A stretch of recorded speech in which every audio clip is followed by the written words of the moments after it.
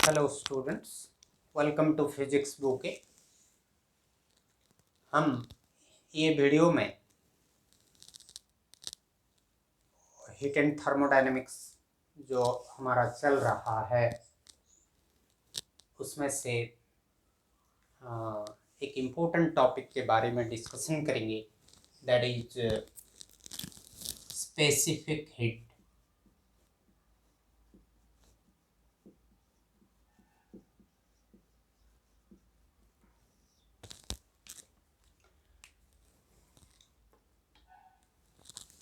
Students, हम ये जानते हैं एक सब्सटेंस लेंगे, उसका मास जितना ज़्यादा होगा उसका टेम्परेचर को हम बढ़ाने के लिए उतना ज़्यादा क्वांटिटी ऑफ हीट लगेगा। सपोज एक 2 kg का मास है और एक 4 kg का मास है, वही सेम ऑब्जेक्ट सेम मटेरियल में बना हुआ है।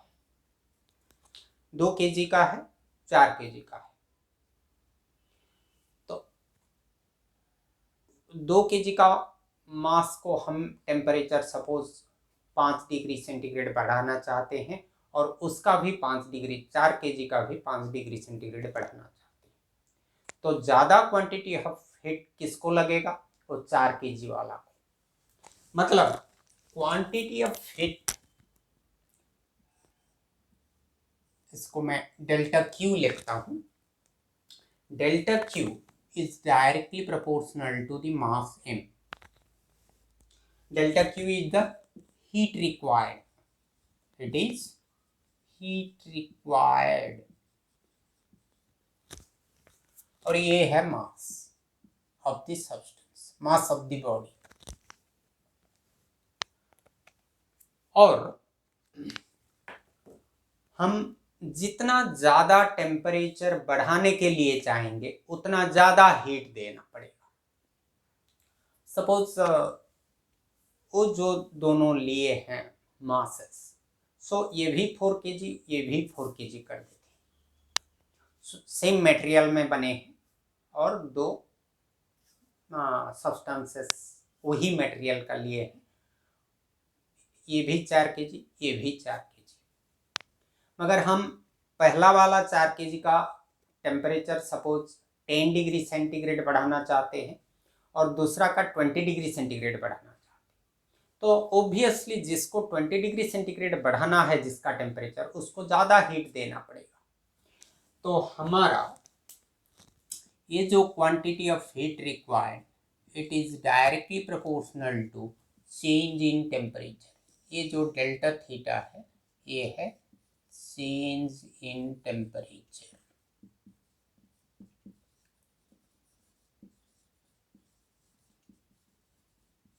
राइट। तो इसको कंबाइन कर देंगे, हमको क्या मिलेगा? Delta Q proportional to m into delta theta, right? This implies delta q is equal to some constant c into m into delta theta। और ये जो c constant हम मल्टीप्लाई किए, इसको बोलते हैं स्पेसिफिक हीट। ये एक प्रोपोर्शनलिटी कांस्टेंट है। ये जो प्रोपोर्शनलिटी कांस्टेंट को हम स्पेसिफिक हीट बोलते हैं। तो हमारा स्पेसिफिक हीट यहाँ से क्या होगा? Delta Q by M into delta theta, right. तो हमारा एम सपोज 1 kg हुआ और डेल्टा थीटा भी 1 हुआ। इसको ग्राम भी ले सकते हैं, केजी भी ले सकते हैं। सपोज हुआ unity, suppose mass is unity, change in temperature is unity, तो सी क्या हुआ? डेल्टा क्यू के साथ सेम होगा। मतलब specific heat is equal to the amount of heat required to change a unit mass of the substance through 1 degree centigrade. तो specific heat क्या हुआ? The amount of heat required, specific heat can be defined as the amount of heat required to change the temperature of unit mass of a substance through 1 degree centigrade।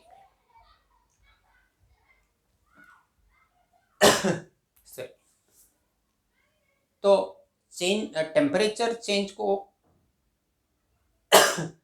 Unity बढ़ाना है और मास of the substance भी unit है, तो वो specific heat quantity of heat required के साथ से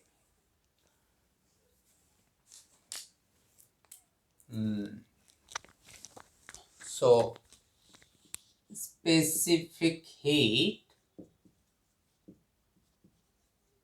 of the specific heat of a substance is the amount of heat required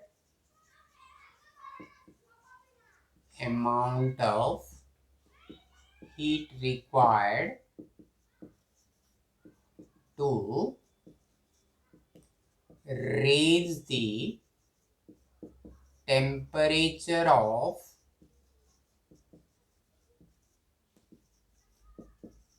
unit mass of a substance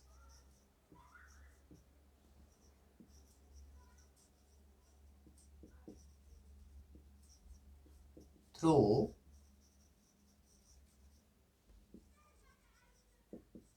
unit degree centigrade.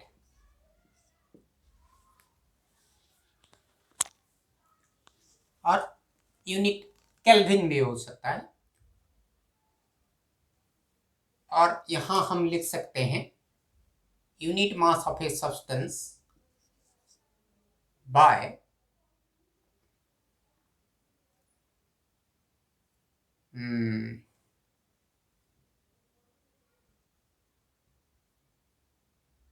Bye unity, ऐसे भी लिखने से हो जाए। तो ये जो इसका यूनिट होगा हमारा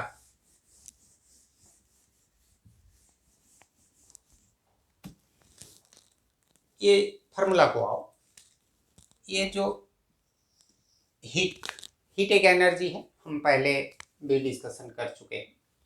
तो इसका यूनिट है एसआई यूनिट जूल होगा, मास का एसआई यूनिट केजी, और चेंज इन टेम्परेचर जो है उसका यूनिट है केल्विन। सो जूल पर केजी केल्विन, और इसको हम ऐसे भी लिख सकते हैं joule into KG inverse into kelvin inverse. और इसका जो प्रैक्टिकल यूनिट्स होता है, प्रैक्टिकल यूनिट ये कैलोरी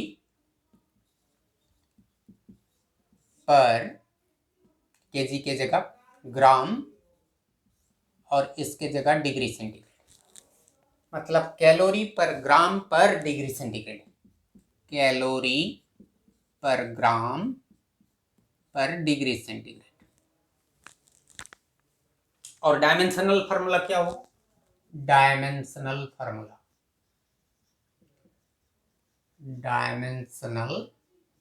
फार्मूला स्पेसिफिक हीट का, ये एनर्जी है तो एनर्जी का डायमेंशनल फार्मूला m1L2T-2, और मास का सिंपली m, और चेंज इन टेम्परेचर इसको थीटा लिखेंगे, कुछ किताबों में के भी लिखा जाता है, हम थीटा लिखते हैं, तो ये m1 m1 कैंसिल हो गया, तो m0 L2 t-2 और थीटा -1, ये है dimensional formula of specific heat. ये जो स्पेसिफिक हीट है, जो सब्सटेंस जितना हैवी होगा उसका स्पेसिफिक हीट उतना कम होगा।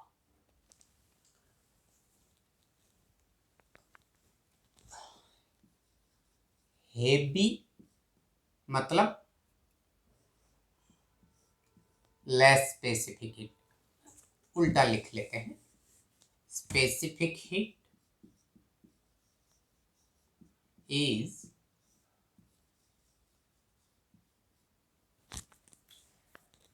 Heavier, specific heat less. तो यहां सॉलिड्स के लिए एक लॉ आता है, ड्यूलंग-पेटिट्स law.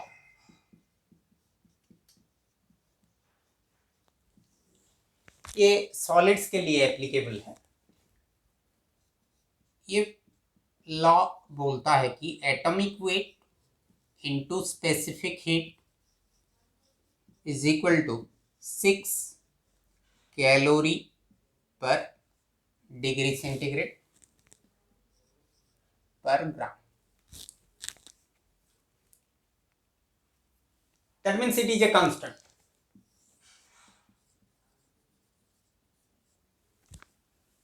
Atomic weight into specific heat is a constant for solids. मतलब specific heat is inversely proportional to atomic weight. तो जो एलिमेंट का एटॉमिक वेट जितना ज्यादा है उसका स्पेसिफिक हीट उतना कम है। सपोज हम एक तांबा का कंटेनर लेंगे और एक एल्युमिनियम का कंटेनर लेंगे, किसका स्पेसिफिक हीट कम होगा, किसका ज्यादा? कॉपर का एटॉमिक वेट ज्यादा है, एल्युमिनियम का कम है, तो specific heat of copper is less than specific heat of aluminum, क्योंकि इसका एटॉमिक वेट ज़्यादा है तो स्पेसिफिक हीट कम होगा। एल्युमिनियम का एटॉमिक वेट कम है तो स्पेसिफिक हीट ज़्यादा होगा। मगर इसका कुछ एक्सेप्शन है, जैसे कार्बन के लिए exception, carbon is an exception.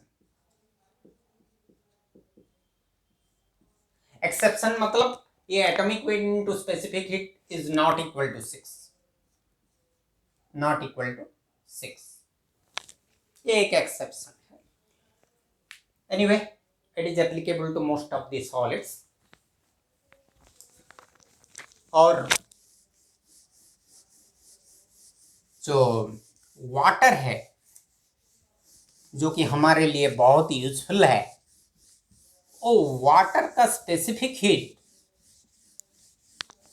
Actually जो वाटर का स्पेसिफिक हीट हम जनरली 1 लेते हैं, 1 calorie per gram per degree centigrade, but actually it is the average specific heat. मैंने बोलने के लिए भूल गया, average specific heat, average specific heat ये क्या है? वो जो हम लिख रहे हैं, delta Q is equal to C into M into delta theta, मतलब C is equal to delta Q by M into delta theta, delta theta. तो ये जो सी है ये है average specific heat, that means within the range delta theta, that means ये पहले temperature suppose theta था, बाद में सपोज हम टेम्परेचर को बढ़ा दिए, थीटा प्लस डेल्टा थीटा हो गया, तो कितना रेंज हुआ, डेल्टा थीटा रेंज हुआ। तो ये जो डेल्टा थीटा रेंज में स्पेसिफिक हीट C है, तो इसलिए उसको एवरेज स्पेसिफिक हीट बोलते हैं। जैसे हमारा एवरेज स्पीड मतलब दो जगह, दो पॉइंट्स, दो प्लेसेस के बीच में एवरेज स्पीड वो होता है हमारा distance travelled by total distance by total time. Similarly, this is within a range of temperature. Within range of temperature delta theta, the specific heat is C. But if we want to find out the specific heat at a particular temperature,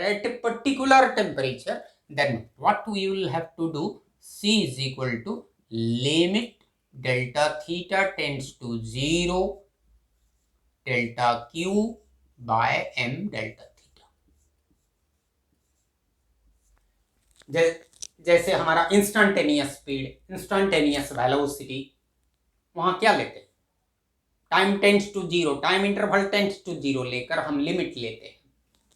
similarly यहां delta theta tends to 0, तो इसको कैसे लिखेंगे, इसको लिखेंगे D Q by M into D theta, और इसको एक अच्छा फॉर्म में लिखेंगे 1 by M into D Q by D theta. ये डिफरेंशियल फॉर्म में है। तो ये है हमारा specific heat at a particular temperature, and this is specific heat within a temperature range delta theta. Remember.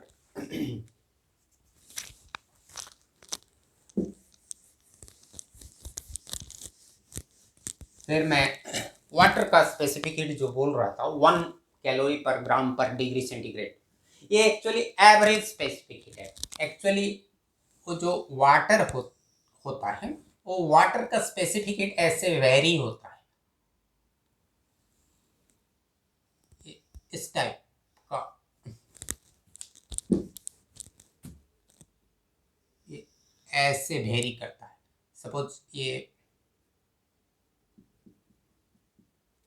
20 degree centigrade है और यहाँ 1.008, फिर ये गिर के पहुंच जाता है, ये जो वैल्यू होता है ये 1.000 calorie per gram per degree centigrade, ये स्पेसिफिक हीट। इस तरफ टेम्परेचर, तो within A short range of temperature, generally within 14 to 20 degree centigrade, this remains so. So that is average specific heat. तो यहाँ और एक चीज याद आता है कि ये जो स्पेसिफिक हीट होता है, ये एक पर्टिकुलर सब्सटेंस, एक पर्टिकुलर मटेरियल का स्टेट के ऊपर डिपेंड करता है। फॉर एग्जाम्पल वाटर, उसका वाटर तीनों फॉर्म में रह सकता है, सॉलिड फॉर्म में, लिक्विड फॉर्म में, वेपर या गैस फॉर्म में। तो जब आइस फॉर्म में है या सॉलिड फॉर्म में है, उसका स्पेसिफिक हीट कुछ है, और जब वाटर फॉर्म में आ जाता है उसका स्पेसिफिक हीट अलग हो जाता है, और जब वेपर या गैसियस फॉर्म और स्टीम के फॉर्म में आ जाता है उसका स्पेसिफिक हीट फिर अलग हो जाता है। तो specific heat depends on the state of matter. Specific heat depends on the state of matter.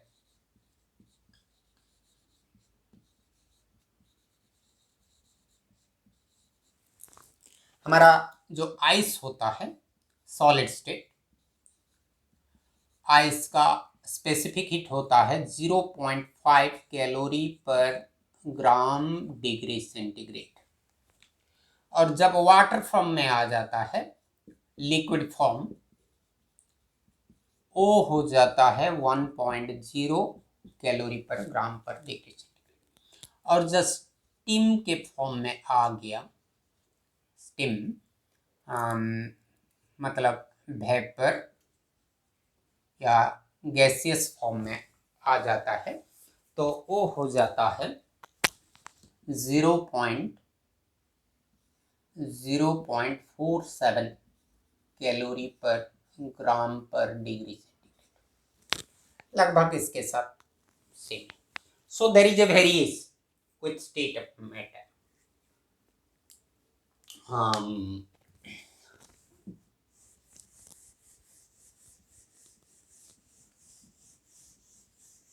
और जो सॉलिड सब्सटेंसेस होते हैं उनके लिए एक स्पेसिफिक हीट का वेरिएशन विथ टेम्परेचर ऐसे आता है, ये इस टाइप का होता है, एक सैचुरेशन स्टेट रहता है। यहाँ specific heat is proportional to theta cube, temperature का क्यूब के साथ वेरिएशन। सो यहाँ देखो ये बढ़ रहा है, फिर ग्रेजुअली बढ़ते बढ़ते यहाँ सैचुरेशन स्टेट आ रहा है। तो यहाँ जो इंक्रीज होता है ये रूल के हिसाब से इंक्रीज होता है। फिर ये स्पेसिफिक हीट का कुछ सब्सटेंसेस के लिए मैं उसका वैल्यू बताता हूँ।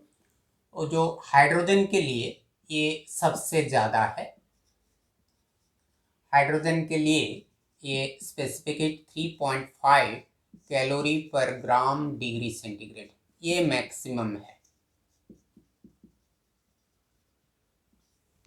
और वाटर के लिए तो मैं बोल चुका हूँ, average specific heat 1.0 calorie per gram per degree centigrade.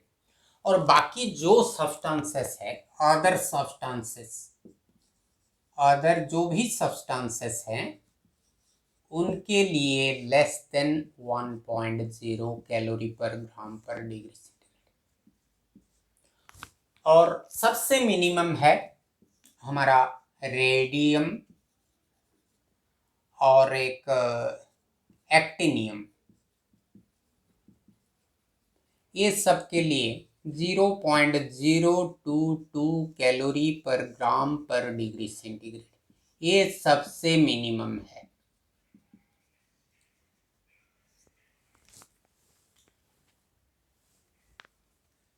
तो ये कुछ वैल्यूज हैं। और हमारा जो सब्सटेंस को जब हम एक सब्सटेंस सपोज फ्यूजन स्टेट में या मेल्टिंग स्टेट में है या बॉइलिंग पॉइंट टेम्परेचर में है, तो उस वक्त उसका स्पेसिफिक हीट क्या होगा।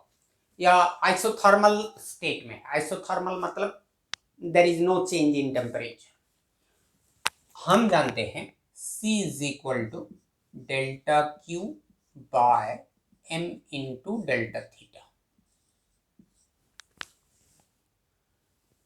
तो जब मेल्टिंग पॉइंट में एक सब्सटेंस मेल्टिंग स्टेट में है या बॉइलिंग पॉइंट में है, तो वहां टेम्परेचर, मेल्टिंग पॉइंट मतलब फॉर एग्जांपल वाटर का melting point 0 degree centigrade, boiling point 100 degree centigrade, मतलब चेंज इन टेम्परेचर इज 0।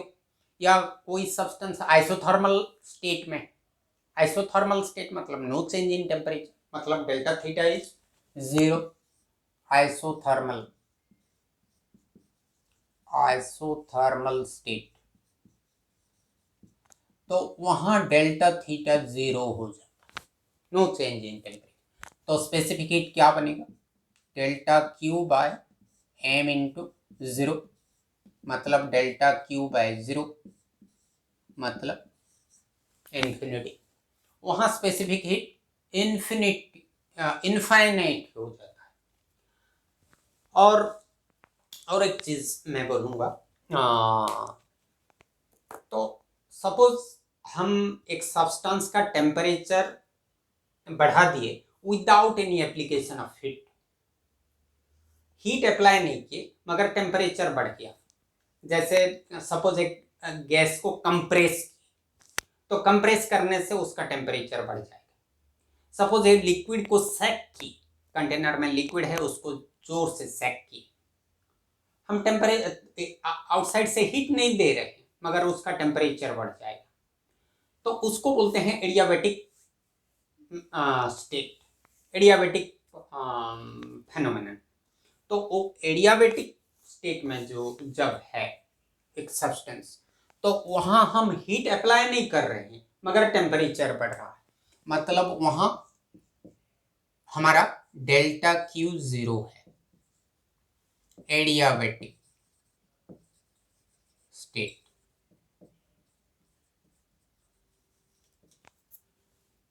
वहां डेल्टा क्यू 0 है, we are not applying heat but there is change in temperature, मतलब 0 by M into delta theta, तो वहां specific heat 0। तो specific heat का value 0 से infinity तक वेरी कर सकता है। सो जनरली ये गैसियस स्टेट में देखने के लिए मिलता है। हम तो पहले से लिख चुके हैं हाइड्रोजन का 3.5 calorie per gram per degree centigrade, तो दैट्स वाई आगे हम पढ़ेंगे गैस का 2 टाइप का स्पेसिफिक हीट्स होता है, specific heat at constant pressure, specific heat at constant volume. इसलिए हम वो 2 लेते हैं क्योंकि स्पेसिफिक हीट 0 से इन्फिनिटी तक वेरी कर सकता है, और जो सैचुरेटेड वेपर होता है उसका स्पेसिफिक हीट ऑलवेज नेगेटिव होता है,